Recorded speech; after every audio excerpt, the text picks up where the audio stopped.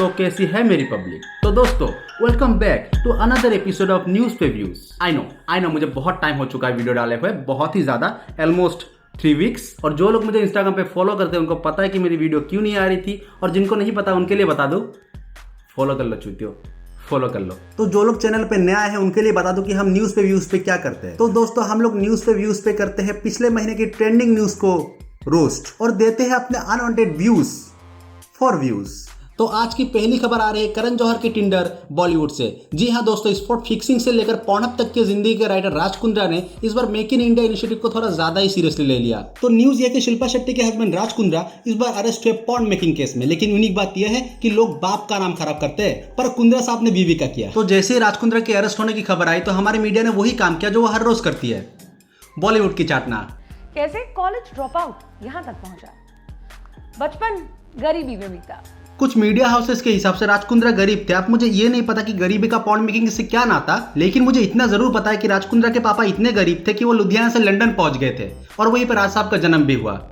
एक फकीरी है आपके साथ। अबे चूती एडिटर, तुझको कितनी बार बोला है कि कुछ भी मत लगाया कर। वाह क्या एक्टिंग कर रहा है, वाह क्या एक्टिंग कर रहा है। लेकिन भाइयों अगर लॉजिकली बोलूं ना तो इसमें कुंद्रा की भी कोई गलती नहीं है। आखिर कब तक इंडिया इन सब मामलों में फॉरेन इन्वेस्टमेंट पे डिपेंड करता। क्या लगता है तुमको, ये जो पॉर्नहब वाली आंटी बार बार बोलती है why just watch porn when you can make it, क्यों बोलती होगी? बिकॉज सी सपोर्ट्स आत्मनिर्भरता। और वही से राज भाई समझ गए कि अब वक्त आ गया है आत्मनिर्भर बनने का, अपना प्रोडक्ट खुद बनाने का। देखो ये बात तो तुम लोग भी मानोगे कि हर एक खानदान में कोई एक ऐसा आदमी होता है जो गरीबी की रेखा को पार करके आगे चला जाता है, और राज भाई के खानदान में वो आदमी वो खुद है। भाई साहब कुछ ज्यादा आगे नहीं चले गए आप। राज भाई इतना भी आगे नहीं जाना था कि कोई पीछे से लेके चला जाए जेल। सोचो कितनी आयरनी की बात है कि जो बंदा पहले शॉल बेचने के धंधे में था अब वही शॉल उतारने के धंधे में है। तुम लोगों की जानकारी के लिए बता दो कि राज साहब एक राइटर भी है। आज से कुछ साल पहले उन्होंने एक नॉवेल लिखी थी, how not to make money. शायद खुद की हरकतों पे लिखा था। शुक्र मनाओ की नॉवेल थी, अगर बायोपिक होती तो उसका टाइटल होता सत्यबाजी से लेकर भड़वागिरी तक। Next news. तो अगली खबर आ रही है मुनावर फारूकी के मायके गुजरात से। तो न्यूज ये है कि गुजरात में सलमान मिर्जा नाम के आदमी को सेक्स के दौरान कॉन्डम ना मिला तो उसने अपने पीनस में ग्लू चिपका लिया, और फिर वही हुआ जिसका सलमान भाई को अंदाजा भी नहीं था। राइफल से निकली हुई गोली बैरल में अवरोध होने की वजह से राइफल ही ब्लास्ट हो गया। वैसे ब्लास्ट करने की आदत तो मिर्जा साहब, वो चिपकाला से या फेविकॉल से सिर्फ एक गाना है, उसको सीरियसली नहीं लेना था। लेकिन एक बात तो मैं मानता हूं कि हमारे देश की सबसे बड़ी पूंजी युवा शक्ति है, और ऐसे जिज्ञासु युवाओं की हम सबको सख्त जरूरत है। I proud of you Mirza भाई, आई प्राउड ऑफ यू। लेकिन भाई क्या सोच के लगाया होगा कि बाहर नहीं जाएगा तो माहौल गर्म रहेगा। लेकिन उन्हें सीरियस नोट, मेरा मानना है कि हर एक होटल में कॉन्डम वेंडिंग मशीन रहनी चाहिए। सिक्का डालो, कॉन्डम निकालो, और चुनाव में भारी जीत के लिए यूपी सरकार इसकी शुरुआत करे, ना कि बंगाल की फ्लाईओवर की फोटो। देखो भाइयों, किसी ने सही कहा है कि आदमी को जिंदगी में नए काम ट्राई करते रहने चाहिए। सफलता असफलता तो भगवान के हाथ में है। हमको एक्सपीरियंस लेना चाहिए, सीखना चाहिए। और इस न्यूज से हमको ये सीख मिलती है कि किसी भी आविष्कार का प्रयोग सबसे पहले खुद पे ना करें। स्वच्छ भारत समृद्ध भारत। सोचो, एक बच्चे को पैदा होने से रोकने के लिए एक युवा वैज्ञानिक ने अपनी जान दांव पे लगा दी। यही तो है पॉपुलेशन एक्ट। सोचो अगर ये परीक्षण सफल हो जाता तो जनसंख्या कानून से ज्यादा तो फेविकॉल की जरूरत पड़ती। और मैं तो कहता हूँ कि फेविकॉल का अपना डिस्क्लेमर चेंज कर लेना चाहिए। इट शुड बी कि प्लास्टिक के अलावा कुछ और ना चिपकाए, नॉट इवन डिक। तो अगली खबर आ रही है यूके से। नहीं, इतना एक्साइटेड होने की जरूरत नहीं है। यूनाइटेड किंगडम की नहीं, उत्तराखंड की बात कर रहा हूँ। तो उत्तराखंड के एक मंत्री जी ने कहा है कि मोबाइल एप्लीकेशन से बारिश कंट्रोल किया जा सकता है। देखो, मैं हमेशा कहता हूँ कि टेक्नोलॉजी बहुत आगे बढ़ चुकी है, लेकिन ऑर्गेनिक गवारता का क्या? ऑर्गेनिक गवारता का क्या?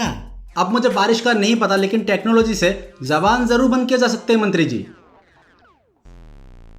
लेकिन शायद मंत्री जी गलत भी नहीं बोल रहे। एप्लीकेशन से वेदर को वैसे ही कंट्रोल किया जा सकता है जैसे क्लाउड की मदद से रडार को छुपा। सेडिशन लग जाएगा, सेडिशन लग जाएगा, सेडिशन लग जाएगा। क्यों बोलता हूं मैं ये सब? देखो सच्चा, ओप्पो और वीवो क्लाउड सिर्फ डिजिटल सर्विस के लिए है, उससे बारिश कंट्रोल नहीं होती। अब बात करते हैं तालिबान और अफगानिस्तान की। हाँ, मुझे पता है मैंने एक डेडिकेट वीडियो बना के रखी है, लेकिन यहाँ भी कवर करूंगा क्योंकि ऑब्वियसली व्यूज। तो तालिबान के एजुकेशन मिनिस्टर ने कहा है कि लड़कियों को पढ़ने की आजादी तो होगी, लेकिन उसमें काफी सारे रेस्ट्रिक्शंस होंगे। मुझे हैरानी इस बात की नहीं कि रेस्ट्रिक्शंस लगाए हैं अफगान के अंदर। हैरानी इस बात की है कि तालिबान के पास भी एजुकेशन मिनिस्टर है। मतलब क्या फायदा? वैसे तो हमारे पास भी ऑपोजिशन है, कुछ फायदा हुआ नहीं ना। हमारे पास भी तो फाइनेंस मिनिस्टर है। सेडिशन लग जाएगा। ऑपोजिशन से याद आया, बहुत चिल्ला रहे थे ना जीडीपी। अब बताओ, अब बढ़ रही है ना जीडीपी की रेट। क्या जीडीपी का मतलब गैस डीजल पेट्रोल नहीं होता?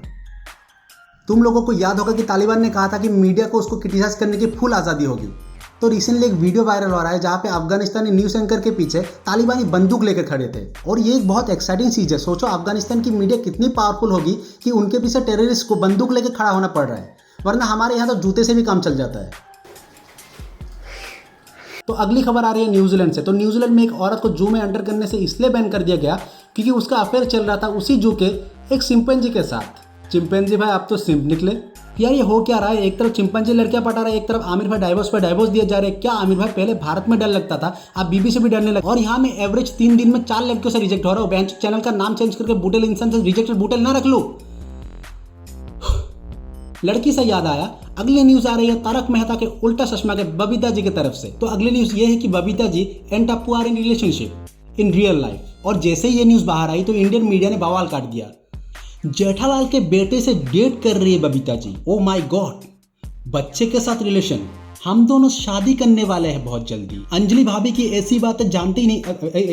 ये क्या है? बबीता जी और टप्पू में चल रहा है गुपचुप इश्क, ऐसे मिले 2 बड़े इशारे, मैं और टप्पू कर चुके। क्या बॉली टॉक, हद होती है क्लिक भेट की चूतियों।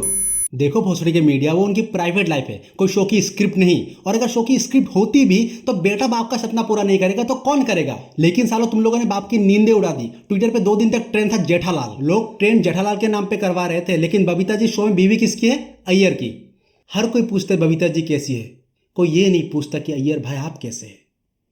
We live in a society. वैसे तो मैंने खुद जर्नलिज्म की पढ़ाई की है, लेकिन इंडियन मीडिया को देखने के बाद मैं यही कहूंगा कि इनको देखने से अच्छा मैं डिस्कवरी चैनल ना देख लूं, क्योंकि अगर सुअर देखना ही है तो जंगली देखूंगा ना, नाली वाला क्यों देखूंगा। नाली से याद आया कि एमपी के एक पॉलिटिशियन ने कहा है कि उनके वहां कोरोना कुछ नहीं उखाड़ सकता क्योंकि उनके सीएम के नाम में ही भगवान शिव जी का नाम है। मतलब कोई लॉजिक है इस बात की? उस लॉजिक से तो इसके चैनल के नाम पे भी हुकर से, लेकिन इसकी गांड जली थी ना। उस लॉजिक से तो इसके चैनल के नाम पे भी वाइन्स है, लेकिन वाइन्स नहीं मिलती है ना। उस लॉजिक से तो इसका ओरिजिनल नाम भी सिद्धार्थ है, लेकिन हरकतें सुअर जैसी है ना। उस लॉजिक से तो राहुल गांधी के नाम पे भी गांड। किसी दिन गंदा फंसूंगा, इटली वाले भी मारेंगे, गुजरात वाले भी मारेंगे। तो अगर वीडियो अच्छी लगे तो कमेंट करो, लाइक करो, शेयर करो, चैनल को सब्सक्राइब करो। मिलते हैं अगले वीडियो में, और मुझे इंस्टाग्राम पे फॉलो करो।